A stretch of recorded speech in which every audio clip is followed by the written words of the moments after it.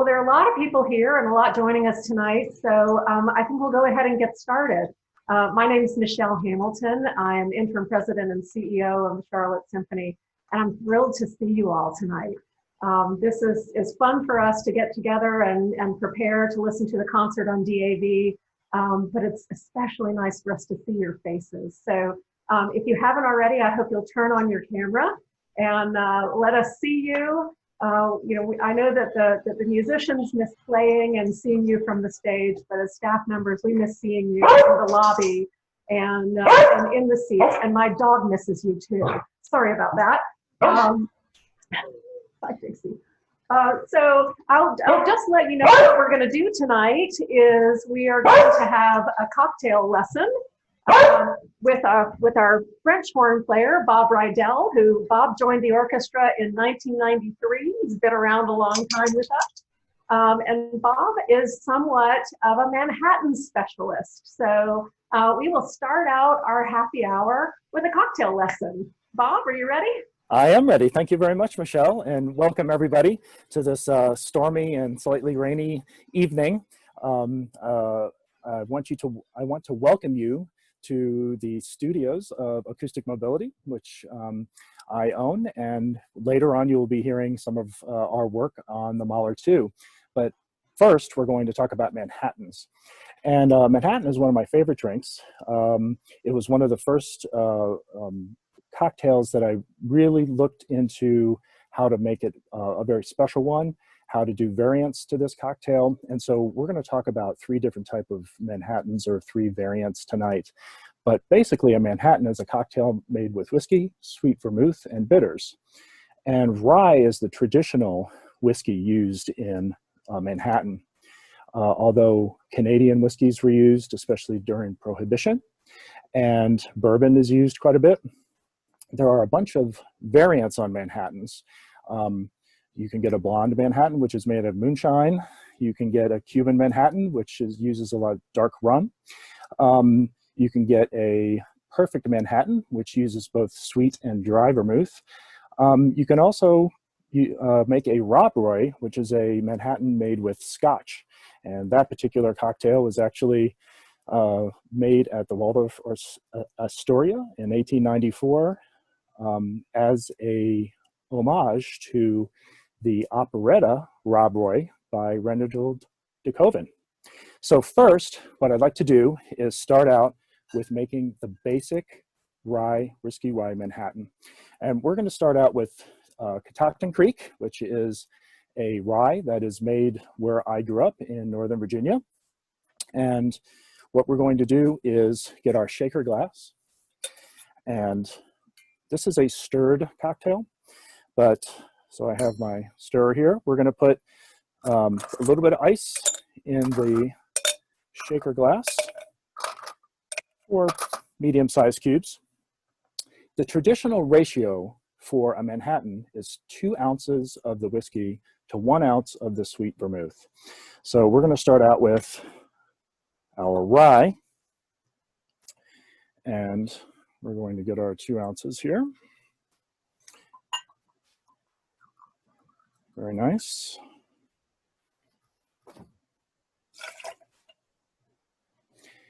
And we're going to go with our sweet vermouth.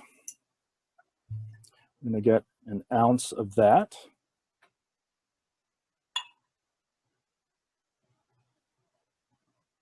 Very nice. And we're going to shake this up. Stir it up until the liquor gets very cold.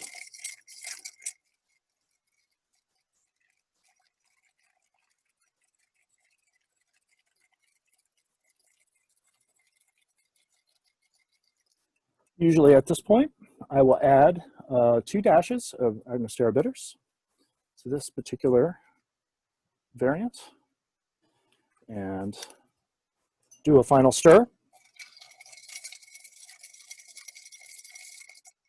And then we're going to strain it. The traditional Manhattan is usually not served over ice. So we're going to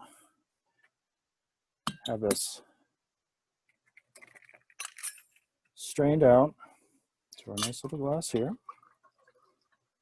Oh, what a color that is. That is the color of success, and Mahler too, for sure.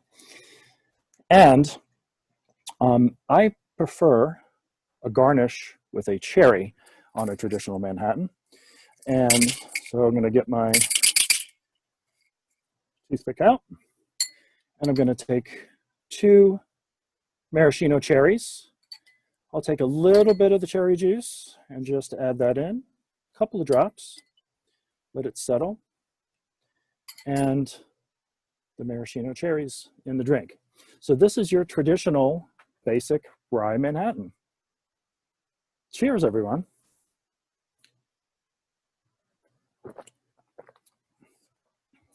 Not bad.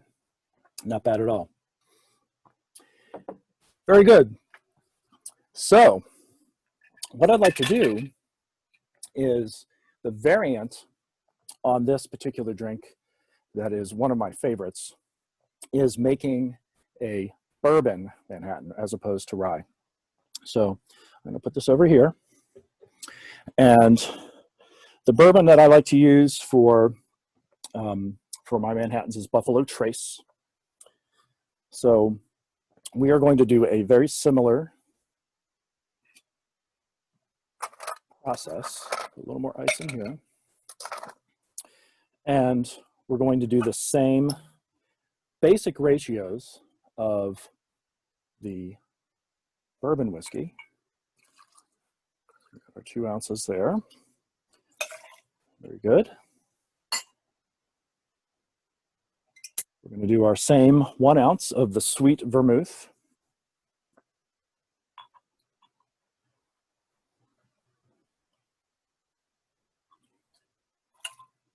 Very nice.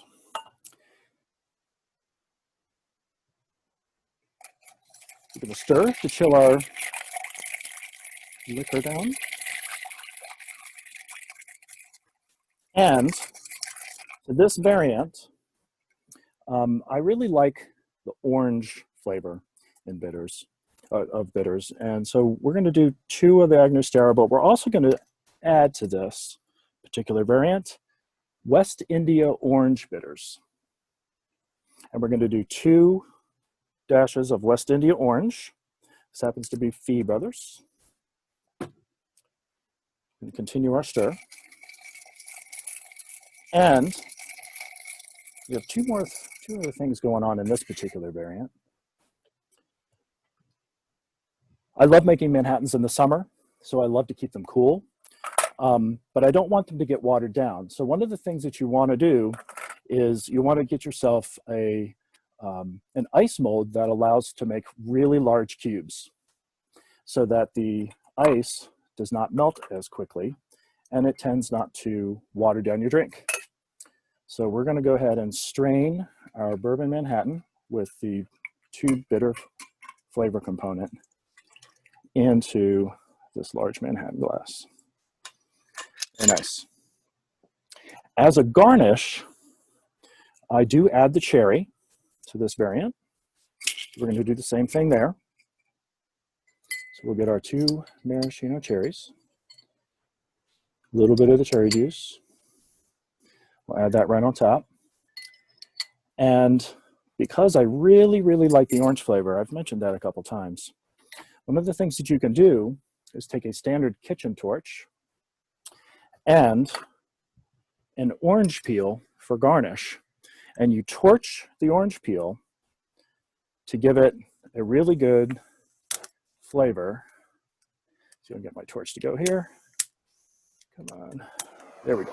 So you can take your torch and singe the orange peel so that you're singeing the oils in the orange itself until it turns somewhat black on one side, just like this. And you drop that in your drink as your garnish. And that adds a very unique flavor to the overall component in the bourbon Manhattan. So this is variant number 2 with the smoked orange peel and the West India orange bitters. So cheers. Oh yeah, that's very nice. And as my colleague Tom Burge would know, with our experts over at ... they do a lot of singeing of garnishes. To really up your game, maraschino cherries. Luxardo are probably the best that you can get over the counter. But to really up your game on the cherry sides of things, and I see there's some Luxardo there, the cherries that I'm using are actually made out of Trader Joe's Morello cherry jar. And the recipe for this is you take this jar of cherries, you empty out the liquid into a saucepan, and you add an equal part of brandy into that saucepan, and you start to boil it, and you add cloves, cinnamon, and nutmeg to taste. And you wait till that is reduced by 1/2, so it will fit back into your Trader Joe's cherry jar. And then you pour the liquid back in. You'll start to put a 1/2 cup of sugar in there while you're boiling that down. And then you end up marinating the cherries in this very Christmassy solution. And they make the very, very best homemade maraschino cherries. So it's very easy to do. It makes your house smell great. And you know, when the nutmeg is out there, it's very good. Finally, what I wanted to talk about is barrel-aged Manhattans. And barrel aging is pre-making the sweet vermouth, the whiskey, and the bitters components into a small oak barrel that has been charred on the inside. And this is one of such barrels. And this is easily purchased online. And the charring on the inside creates basically a charcoal component that lines the inside of this barrel. And when the liquor matures, or when the drink matures, for about 3 weeks minimum inside of this thing, it really gives a super clarity. The flavors mature. And what you can do, there's a spigot on the side here, and you can decant the entire 3 liters into basically a moonshine jar jug. And you can continue to then barrel age a new batch of Manhattans, and you can try different flavor components. So these Manhattans are probably a little less than a year old. And I just want to decant a little bit, since the Mahler 2 is a very long piece, and you can see the dark profile of that. It almost looks like brandy by the time. If you barrel age, you need to make sure that you put it in a place where there's a little bit of the liquid will come out. That's called the devil's cut, as it leaks through just slightly weeps through the oak, and it evaporates. But what you end up with is a really dark, almost brandy-like Manhattan component. So cheers to everybody, and thank you for the Manhattan presentation, and bottoms up. Thank you, Bob. That was fantastic. I had no idea that you were doing all of this science on the side. Oh, absolutely. Patents and everything. So thank you. I'm not sure. Well, maybe it'll take both of them to get me through the whole concert. Yes, it will. Yes, it will. I'll start with the ride. But before we go on to the concert on WDAV, our resident conductor, Christopher James Lees, is with us tonight. I know many of you see Chris in the donor lounge before our concerts start at the Belt Theater. Today he is in your own living room or your kitchen or wherever you are. And Chris is going to give us some insights into the Mahler 2, along with Bob. Bob's got a lot of special memories both of this concert and of other performances he has done of Mahler 2. So at the end of their comments, there will be an opportunity for everybody to ask questions. We have a lot of people in the room tonight, so what we're going to do is ask you at the bottom of your screen, you should see a chat button.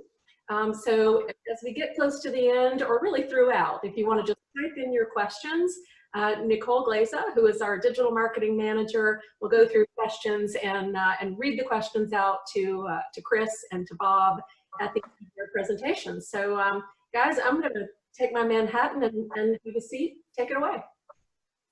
Thank you. Thank you, Michelle. What a pleasure it is to see so many faces and so many familiar faces and so many sunshiny faces on this very tumultuous day. It's great to see into so many homes the friends of the symphony, and it's tough to know whether or not the enthusiasm is wrapped up in the incredible virtuosity of the Charlotte Symphony, of the gigantic and monolithic power of Mahler's Second Symphony, of the enthusiasm for Bob Rydel's Manhattan Recipe, of which it is substantial, or just the conglomeration of all of these things coming together. I think the choice of Manhattan was very apt. You may or may not know that Gustav Mahler headed the Metropolitan Opera opposite Toscanini and the New York Philharmonic for a time between 1908 and 1911. And so he spent quite a bit of time up and down in sort of a tumultuous way, as was most of Gustav Mahler's life during that early part of the 20th century. And so the dark, rich, beautiful sort of flavors that you've just been introduced to pair well with the dark and rather stormy, brooding, intense flavors of this gigantic and majestic and inspiring Second Symphony. He took about 6 or 7 years to write this piece. He wrote the first movement, the so-called Totenfeier movement, the funeral rites movement, in 1888. And his life between then and when he finished the piece in 1893 had changed dramatically.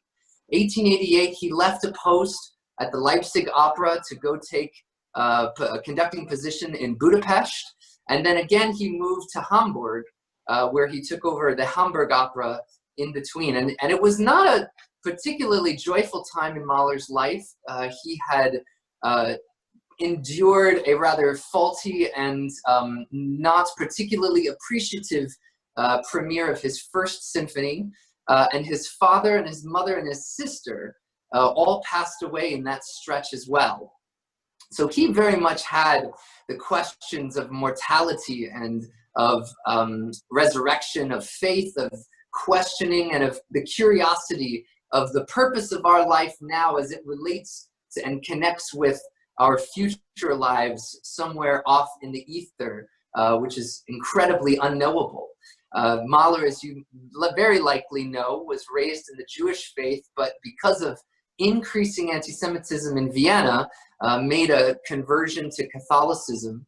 And that happened in this stretch as well. So if you listen to this piece just from the standpoint of a biographical insight, a mirror into the life of this great artist, composer, and titan of the musical world, it is full of the same sorts of flavors and characters that emerge over the course of this 90-minute experience. And I wanted to show you, I keep in my home a number of Mahler's second scores. This is the small version, and I tell you, even in the short version, this is the full length of the piece. And for those of you with perhaps bifocals on, I wanted to show you how small some of the print is in order to read the many different lines of this work, all of which come together in a tremendous, tremendous way.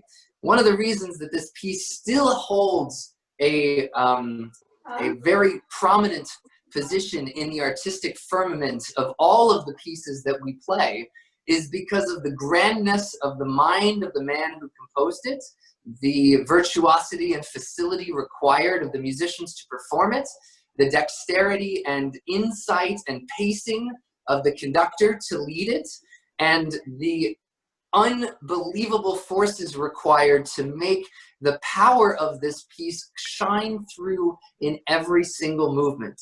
And when I think back of this performance led by Christopher Warren Green, our great music director, with the Charlotte Master Chorale singing the beautiful choral lines at the very end of the piece, the incomparable musicians of the Charlotte Symphony, and joined by Kathleen Kim and, I wrote her name down because it was so many years ago, Maya Lahyani, as our soprano and mezzo-soprano soloists, you really got a sense in the hall of the goosebump-inspiring experience that traversing these landscapes through both the real world and then the nether worlds brought to the community of Charlotte only a couple of years ago.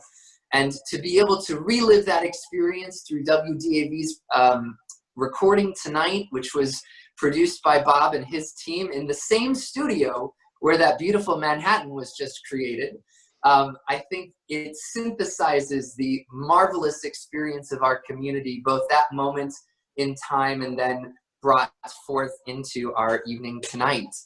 Mahler said this about the first movement. He said, "We stand by the coffin of a well-loved person. His life, struggles, passions, and aspirations once more, for the last time, pass before our mind's eye. And now, in this moment of gravity and of emotion which convulses our deepest being, our heart is gripped by a dreadfully serious voice which always passes us by in the deafening bustle of daily life. What now? What is this life and this death? Do we have an existence beyond it? Is all this only a confused dream, or do life and this death have a meaning? And we must answer this question if we are to live on." What a terrific glimpse into the 18-minute introduction to this grand passage. And you can tell right from the very beginning, the strings play a loud note, a G, and then sustain it with tremolo. So their bodies and the spirit of the music is shaking before we hear a single note which draws us into that character that Mahler has just described. And that next note is played ferociously, marked triple forte in the cellos and basses. Jeff Verdon is on the Zoom tonight. He was one of our beautiful double bassists, and he played this line, and it sounds equal parts, you know, a quarter shot terrifying and a quarter shot exciting, beginning this piece. And so it sounds exactly like this. And we wait, unsure of what's gonna come next. And that's when the double basses erupt. And we wait.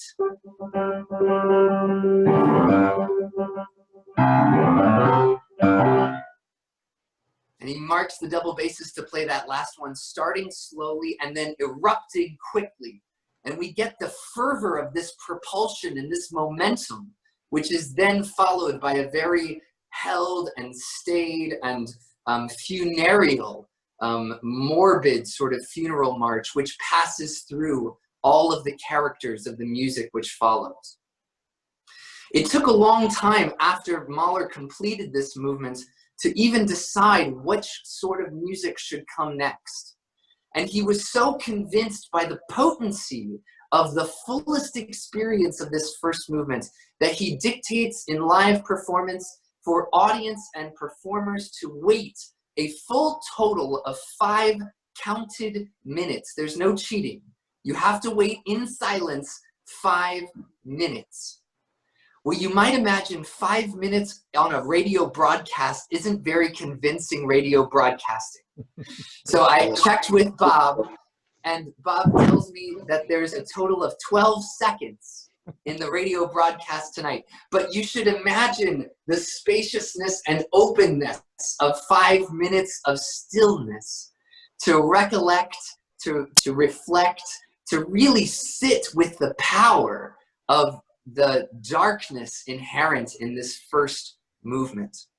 And then what could follow this grand funeral march and then a 5-minute pause to gather our minds, souls, and spirits? Typical Mahler, in both his first symphony and in a number of pieces, he introduces a folk dance, an Austrian folk dance called a Ländler, which incidentally was the same sort of dance in the second movement of his first symphony. But this one is very bucolic and sort of melancholy, and almost hesitates between the first note and the beginning of the rest of the theme.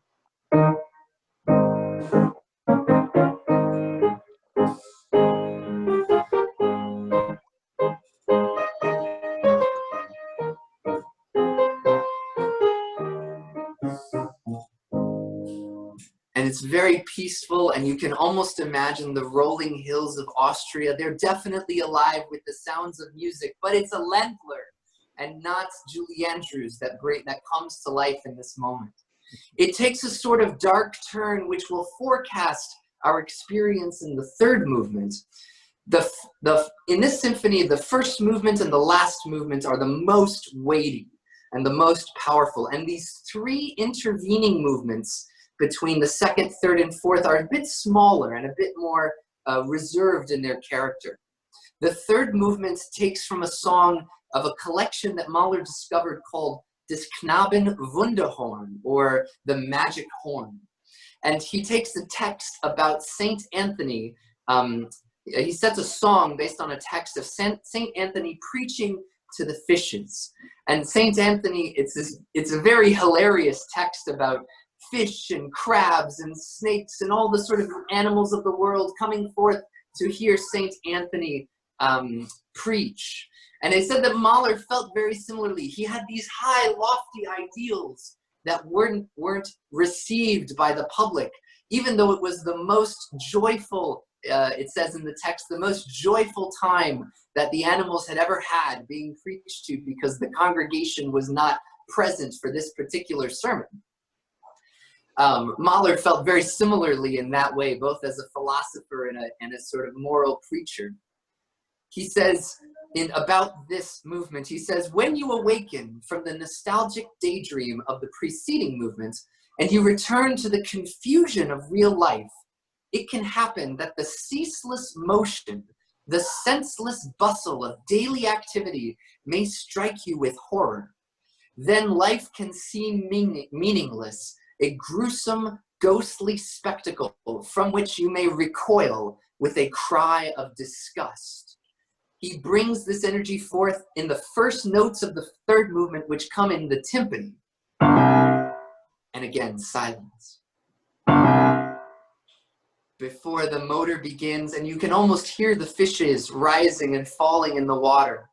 The sort of darkness and the ghostly spectacle is represented in this movement by a percussion instrument called a ruta, which is a group of twigs brought together and beat on the side of a bass drum. So it has this sort of skeleton-like quality to it, and it sounds very spooky. Out of the drifting silence of that third movement comes the first sounds brought forth by the human voice. The mezzo-soprano brings a beautiful poem to life, again by Des Knaben Wunderhorn, O Röschen Rot, O Little Red Rose. And this is when the intensity, from here through the end of the piece, gathers steam in this beautiful seed of a flower. And in the text, it questions. The author writes, humanity lies in greatest need, and humanity lies in greatest agony. Ever I would prefer to be in heaven. Then I came upon a wide path.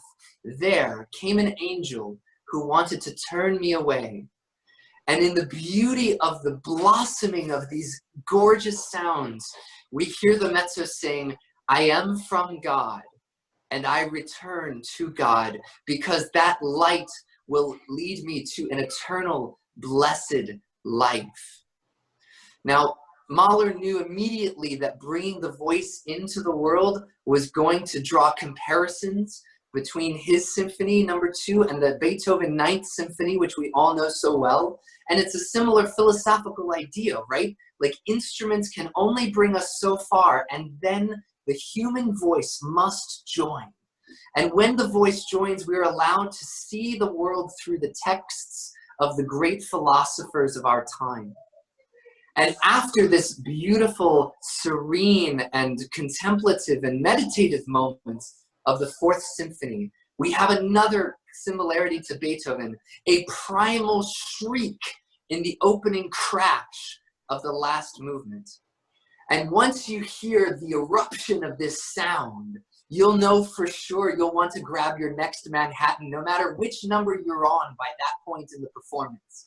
Because from there to the end, it's nonstop drama of the highest stakes, of the highest proportions.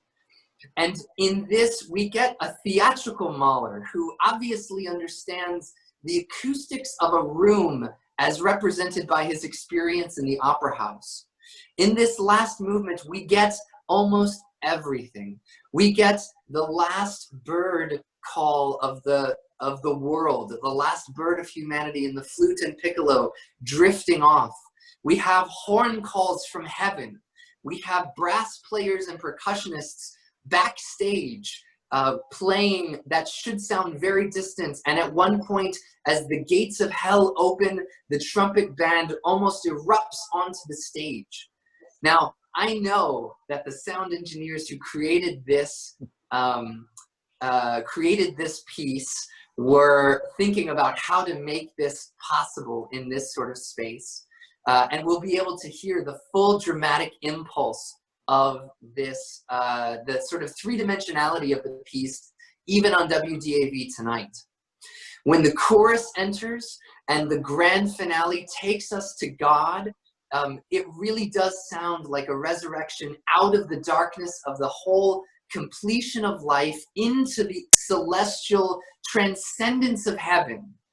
And the final measures, the final coda, it's like the whole 90-minute experience has been leading to this glorious climax where Mahler sets his own text and says, "Was du geschlagen," what you have been beaten for, the pain and suffering you have endured, which is not perhaps too dissimilar from our individual experiences in this moment of time. What you have endured will take you to God.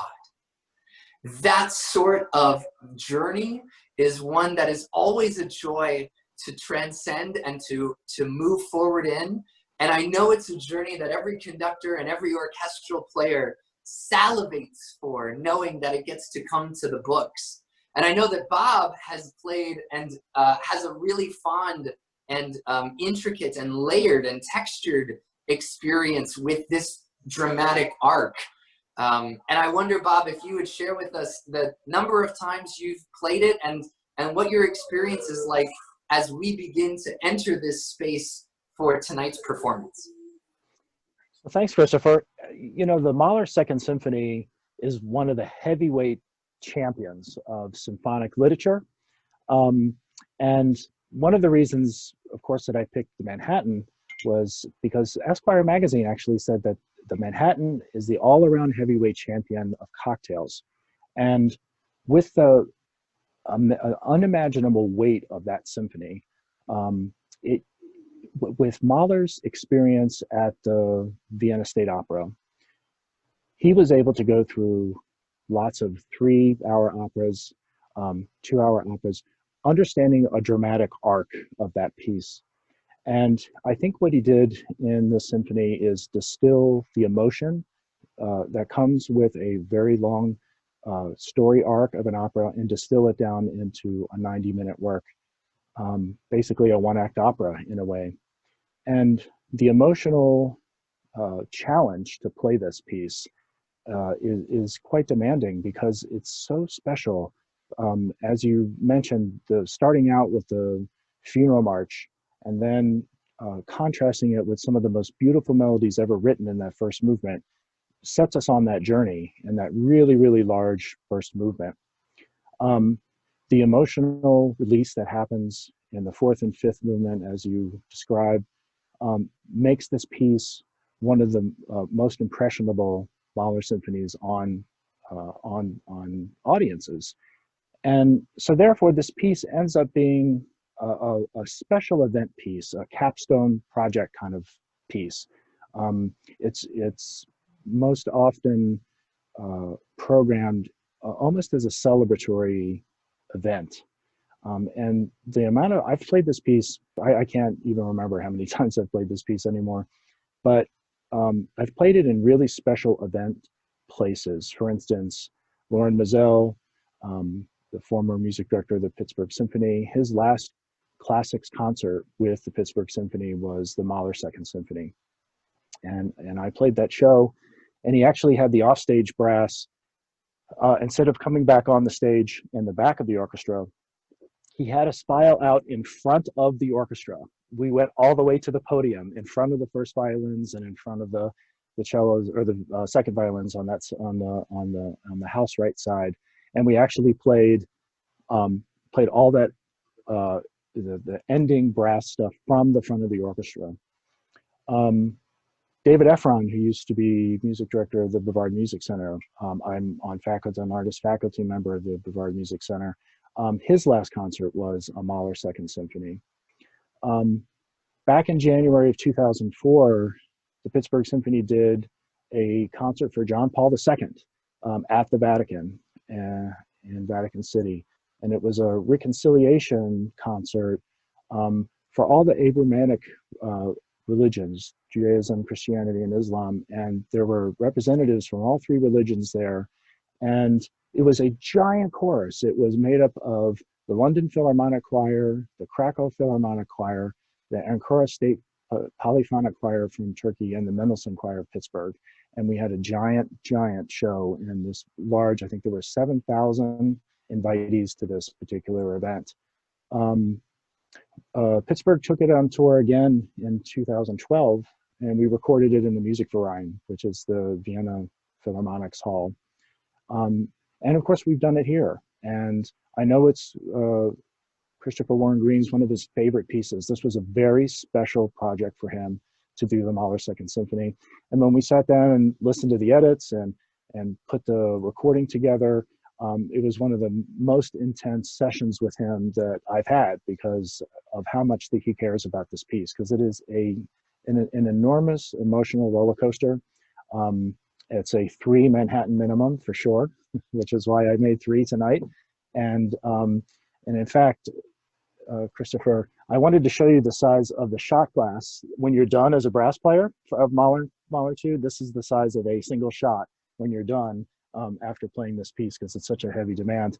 But really, truthfully, it is one of the, I find Mahler 2, and I find people who love Mahler 2, it's a gateway drug to the rest of the Mahler symphonies because of all the things, the moodiness, the darkness, the light, the conflict. You can find that in various forms in this symphony. And then when you look at the same use of vocal soloists in Mahler 3 and certainly Mahler 4, you see the journey that Mahler takes through his compositional life on this. It's an amazing piece, and all of you ladies and gentlemen who are signed up and sealed and ready to go with this marvelous experience, you're in for a treat, and I hope that your experience tonight is as sensational as it was to be in the hall in the Belk Theater, hearing these glorious sounds coming out into the world. I hope it's a similar sort of experience in the comfort of your living rooms tonight. I kick it back to Michelle, and thank you very much. Thank you, Christopher, and thank you, Bob. We have a few minutes for questions, so if you will remember, there is a chat button. There should be on the bottom of your screen. If you'll click on the chat button and type in your question for either Christopher or Bob or anything you'd like to know about the symphony. This is one of those, Christopher does these sessions called Ask Me Anything with the youth orchestra. So let's open it up for Ask Me Anything. Nicole, do we have any questions? We do have a question. Deirdre Rodden asks, in a survey of conductors, and this is for Bob, Mahler 2 was rated the 5th greatest symphony of all time. Does this rate in your top 5? What else is on your list? Yes, I mean, I think that this piece has to rate in the top 5. I've performed it quite a bit. I never tire of playing Mahler 2, actually. And so, yes, I would agree with that. For me, one of the things that also rate in top 5, I like variety. And so it's one of these things when people ask me this question, it's like, what is your favorite piece? Is this your favorite music? And it's like, what I'm playing this week is my favorite music in a lot of respects, just because when we prepare for it, you get into it and you really try to find the intricacies within the music. I really love French Impressionistic music, Ravel and Debussy. I love the colors that come out of that. When we are able to do opera, Puccini comes into mind, and some of that same, because of the tonal colors and how the orchestration is done. Those are some of my favorite composers. Sometimes with Mahler, you have to look at it like preparing for a marathon. And especially with the larger ones, Mahler 6 and stuff like that, you have to really get ready to go with that. And once you're in it, it's the best thing ever. So, yeah. Bob, I have a question for you. When we talk about Mahler symphonies, we talk about how big they are. I wonder if you can talk about in this piece in particular, how many musicians it takes on and off stage to mount a Mahler symphony. Yeah, this is definitely one of the bigger ones. So basically, you almost have double winds in this one. There are 6 on-stage horns with 4 off-stage that come on. I believe there are 4 on stage, if not 5 trumpets, and a bunch off stage, at least 3 parts, if not 4, plus 2 percussionists, 4 off stage horns for sure. And so in terms of some of the larger of the Mahler symphonies, the forces required on Mahler 2 are very big. They're, I think, even larger than the Mahler First Symphony, probably about the same as Mahler 3. The Symphony of 1000, Mahler 8, that probably takes the cake in terms of, and it's probably the only larger one between 2 and 3. So it takes quite a bit of forces, especially with the choir. Mahler 3 also has a choir with a children's component and a mezzo-soprano soloist. So it's obvious that Mahler was really into that operatic composition style, but the amazing amount of colors that he was able to get, and the drama by juxtaposing the large group with some of the small chamber music that he writes within the symphony is just fantastic. Christopher, I wonder how many times you have conducted this piece. Can you talk about your experience as a conductor with it?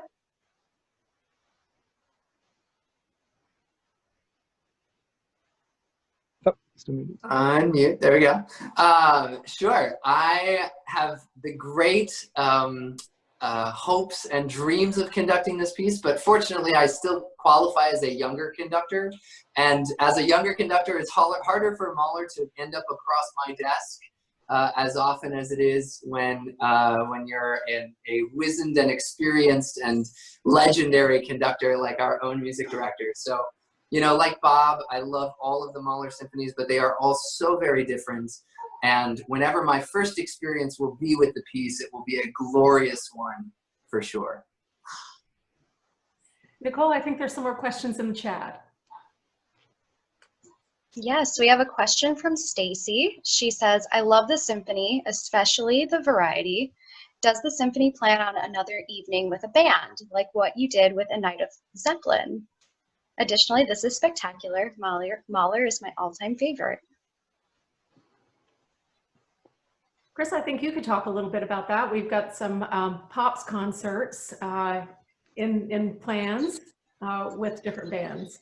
Yeah, well, one of the things that I love very much about what we do is that we try to be the center of the city's musical wheel with a spoke to connect to every interest and genre. And so there are folks who are Mahler diehards, and we're really excited to be mounting another Mahler symphony this next season. We are really jazzed about all of the jazz that we get to do. And in terms of the pop series for next season, we have a nice variety of guest artists and genres. We've got a sci-fi cinema classics concert.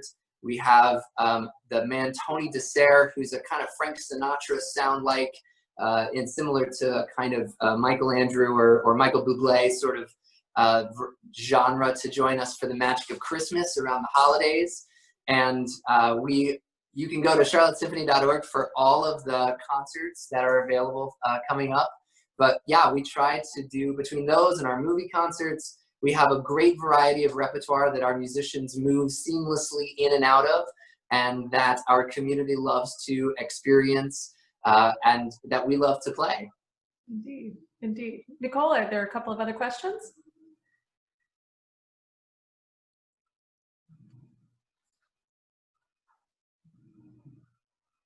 Maybe we have lost Nicole. Nicole, are you there? Yes. Okay. All right, I'm unmuted. Christopher and Bob, what are you doing while staying at home?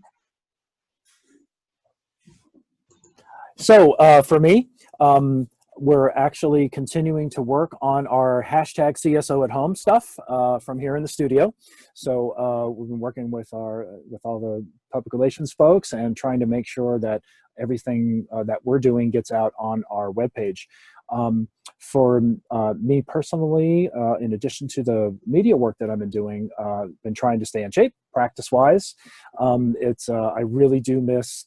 There's nothing like playing in the orchestra or playing in the ensemble, and so playing at home is always. It's not a chore. I love it, but it's always great to have a project to do with whatever repertoire that we're ready to play at the symphony. So trying to keep up with that. There are some additional little concert things that will be forthcoming that I've been helping on, so stay tuned for that. And in addition to some of our more recent radio broadcasts. So the studio gets a lot of work. Thank God the generator's still working since I don't have power here. But hopefully tomorrow morning I'll be able to get back on that. So Christopher? Yeah, I'm trying to keep my fingers in shape here on my piano at home, and there's always another set of scores to learn for any given season, as well as my desert island pieces that I get to jump into when things sort of slow down. So it's a combination of study and running a sort of homeschool preschool for my 5-year-old, and trying to work between these very contrasting worlds. And to Bob's point, he is absolutely on point, which is that it's always incomplete to make music alone, and part of the joy of the synergy of us all together is playing together. And we're very, very, like everyone, eager to get back together so that our inspiration and aspirations can co-arise and finally get back out into the world. So for me, it's a combination of, dad hat and future conductor hat. I think we might have time for one more question. We want to give you time, as we would at the end of a pre-concert lecture, give you time to stand in line at the Belk Theater for the restrooms before the concert starts. But Nicole, do we have one last question? We do. All right. Did you see And my question? Corey asks, for you, Michelle, what is your thinking at this point about how performances will look when we're able to resume them? Wow, that is a great question, and it's a question we are talking about morning, noon, and night. Right now, we're preparing for a 3-week season in August, and people say to me, "Wow, that's really optimistic," and yes, it is. But we would rather be prepared than have the opportunity to play and not be prepared. So we are working on 3 weeks in August that will include 1 classical concert, 1 pops, 1 family, 1 film, 1 brewery concert, and even a free community concert. But we're in conversation right now with orchestras across the country. We're having this talk about what does it look like to reopen, both to keep our audience, our patrons safe, and also to keep the musicians safe. We are certainly in seating talking about the possibility of alternating rows, of blacking out seats, or what we say killing seats between groups of patrons. But there's also, there's a lot that goes into what rehearsal looks like for the musicians. Although the Belk Theater is a large theater in the house where you all sit, it is not a large theater backstage. So we're playing through different scenarios of what does it look like to bring our musicians back, even just in where they open their cases and how they prepare for a rehearsal, but also what does it look like on stage? How can we distance the musicians safely? We are mindful of the restrictions and the recommendations from federal, state, and local authorities. And what I'm keeping in mind is the 3 W's from our governor, which is wait to stay 6 feet apart, wear a mask, and wash your hands. So those are in the forefront of all of our planning, and it is an ever evolving situation, because of course those recommendations change every day. But most of all, we're looking forward to getting back to the stage. The other question, and I think part of your question, Corey, is about digital offerings, and we have so enjoyed these engagements that we've had with you guys live, and the products that the musicians are producing at home. But we're talking with other orchestras around the country and watching what is happening. Some of you know I spent some time with the Houston Symphony, and Houston Symphony will start streaming from their concert hall in July with no audience. It will be only streamed concerts. So we're learning from our colleagues across the country, and we're adjusting our plans as we go. So I hate to say I don't really know. What I will say is it's ever evolving, and we will put always at the forefront the safety of and health of our audience and our musicians. I think it is about, wow, it's after 7:50, so we want to give you a little bit of time to unplug from us and get over to WDAV. We are so thrilled that our friends at WDAV continue to broadcast these concerts for us. It's terrific to stay connected to you all, and for us it's terrific to hear the concerts again. So I hope you will enjoy tonight's concert, and I hope you'll join us again. I think we'll have a happy hour again in another 2 weeks, and I think Tom Burge, our trombonist, who was on the call with us at some point, I think we're going to wrangle Tom into being our mixologist next time. So thank you all for joining us. It's been such a pleasure to see you. Christopher and Bob, thank you. And let's go on to the concert.